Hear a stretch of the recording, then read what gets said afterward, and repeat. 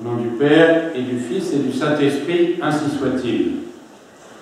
Ce lieu est redoutable, avons-nous chanté dans l'introïte, c'est la maison de Dieu et c'est la porte du ciel. Ce lieu est redoutable car Dieu est saint. Entrons, mes chers amis, dans une cathédrale ou dans toute autre grande église. Les proportions de l'édifice sont inhabituelles.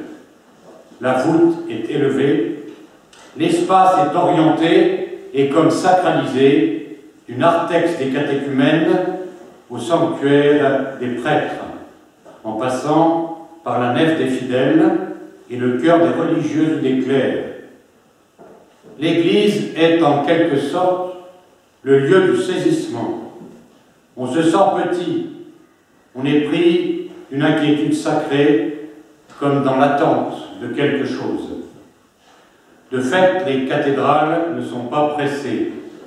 Elles attendent la parousie du Christ, le jugement dernier qui est souvent gravé à leur tympan au-dessus de leur porte. Oui, mes chers amis, ce lieu est redoutable car il rompt l'ordinaire des rythmes humains axés sur la seule utilité. Comme une provocation majestueuse, ce lieu introduit dans un ailleurs où tout conspire à la gloire du Créateur dans la grandeur et la gratuité. Redoutable car il interrompt le temps des hommes, l'agitation et le divertissement, en projetant chacun de nous vers le centre de son être et bien souvent vers sa propre vacuité. Venez, semble dire aux passants les portes de l'Église. Venez, l'Église juge votre néant en le confrontant à sa majesté. Venez, vous qui affirmez qu'il n'est point de Dieu. Celui qui habite dans les cieux vous offre, sous ce résumé de la voûte céleste, son silence, où résonne la parole de Jacob. Vraiment, le Seigneur est en ce lieu et je ne le savais pas. Venez, vous qui vous croyez riches comme Zachée, déposez vos sollicitudes à la porte et voyez le lieu où l'on portera votre dépouille. Ici, pour vos pères, a retenti la fameuse séquence de la messe des défunts, le Dies Irae. Venez, vous qui pensez être à l'abri dans le confort de votre scepticisme. Dieu vous montre son Église, l'Église de Pierre, l'Église avec un grand E. Dieu vous montre son Église toujours debout à côté du cimetière des idéologies qui l'ont combattu. N'en doutez point, la tombe de l'hédonisme est prête, elle bâille à côté des tombeaux scellés où l'on déchiffre péniblement sur la pierre usée, lumière, entre guillemets, terreur, totalitarisme. Ce lieu est redoutable. Souviens-toi, moderne occidental, lorsque tes pas te conduisent dans une église, que ce qui fut ta religion affirme la grandeur de Dieu bien mieux que l'islam, car c'est la transcendance d'une puissance, certes, mais d'une puissance qui est en même temps sagesse et amour. Oui, le vrai Dieu est saint. Il est immense, au point que partout, du fond de son silence, il regarde ta liberté. C'est pour cela que Dieu, pour sa gloire, a disposé les églises tournées vers lui, vers l'Orient qui le symbolise. Grégoire de Narek, père de l'Église arménienne, docteur de l'Église, dit ceci à propos de l'Église, des églises entières. Elle montre comme par la main, elle montre clairement la route de la parousie de Dieu. Par le lever du soleil, elles expliquent le salut que le Christ au dernier jour donnera aux créatures de la terre lors de son apparition comme un éclair du levant à l'Occident. Donc ce lieu est redoutable. Mais c'est la maison de Dieu, car Dieu est bon.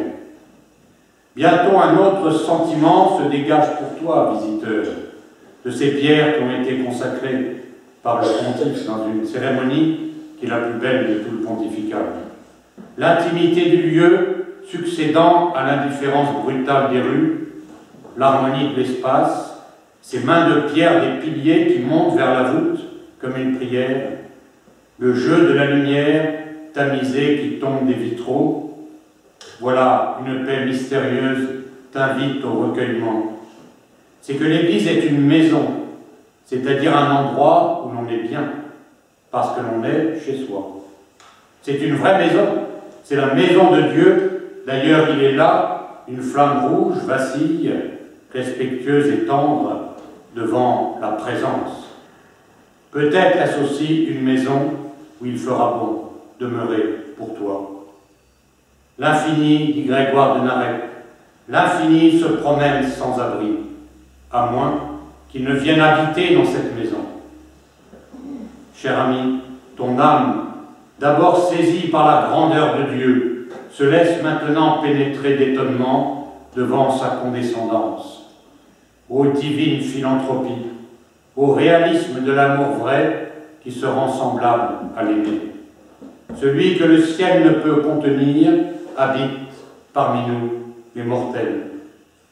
Dieu aurait-il besoin d'une maison? Non, certes, mais il sait que les hommes ont besoin qu'il en ait une parmi eux. C'est pourquoi son Fils a planté sa tente parmi nous, et c'est pourquoi il aime à demeurer dans les églises. Dieu qui a fait l'homme corps et âme sait bien que cet étrange animal a besoin de lieux sacrés. C'est là qu'il pourra plus facilement adorer en esprit et en vérité devant le corps eucharistique dont l'Église est l'écrin. Venez les pauvres, entrez dans le lieu saint, c'est la maison de Dieu, elle est à vous. La richesse de l'Église, son patrimoine de beauté, elle vous l'offre. À vous, dont les mains sont vides de bien, mais à vous surtout, dont les âmes sont vides de raison d'exister ou désolées par l'absence d'un être cher. Venez, vous qui souffrez, les crucifix, les chemins de croix, les pieds de tas, qui reçoivent sur leurs genoux le corps d'un homme torturé, vous enseigneront que cette maison de Dieu, c'est la vôtre. L'autel qui renferme les restes des martyrs reçoit votre douleur pour la plonger dans celle de Dieu, du Dieu incarné. Venez les solitaires et les abandonnés. Dans la maison de Dieu, on n'est jamais seul. Le sacrement est là, en son étonnant silence. L'espace est rempli de légions d'incorporels qui désirent plonger leur regard dans le mystère de la bonté. Et des séraphins de feu vous y invitent à chanter cette sainte et indivisible Trinité, le lieu de la seule communion, votre patrie. Venez les agnostiques et les incroyants, entrez dans le lieu où peut-être vous fûtes autrefois baptisés.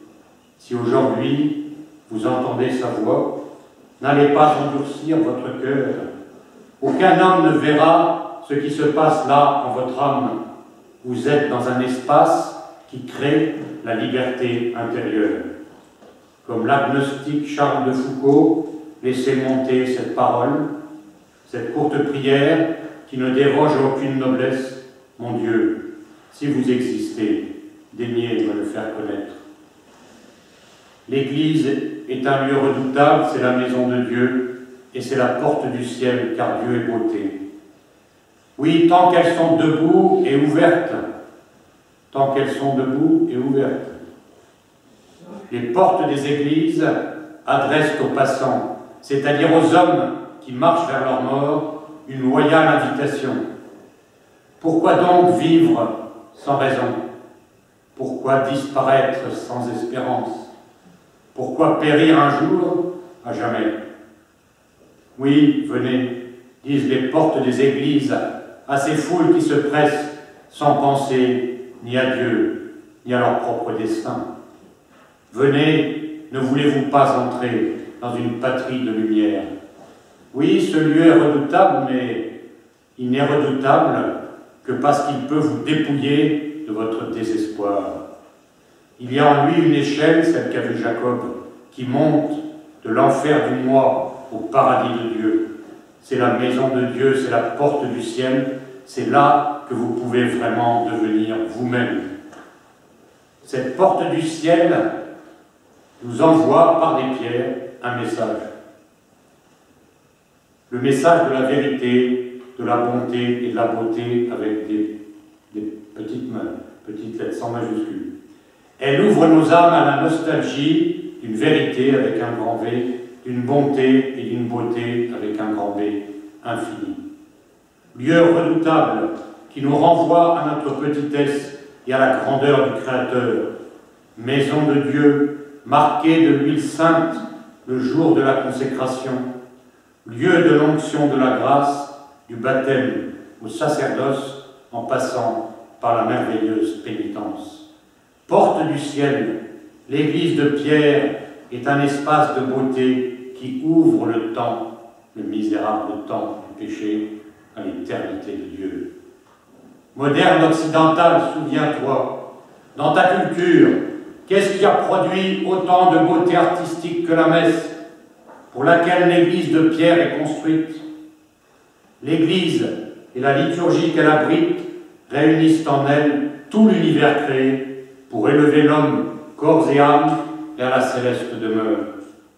L'architecture, symbole et copie de la Jérusalem céleste, le chant, prélude et écho de celui des anges, la lumière des vitraux et celle des cierges aussi, reflet du Christ, le soleil invaincu, et reflet des nymphes de gloire des élus. Les mouvements hiératiques de la divine liturgie, participation au ballet sacré de la Jérusalem céleste, les vêtements somptueux des ministres, signifiant la variété chatoyante du corps lumineux des élus. L'encens qui traduit pour nos sens la bonne odeur de l'adoration éternelle, les dons sacrés enfin, que je vais consacrer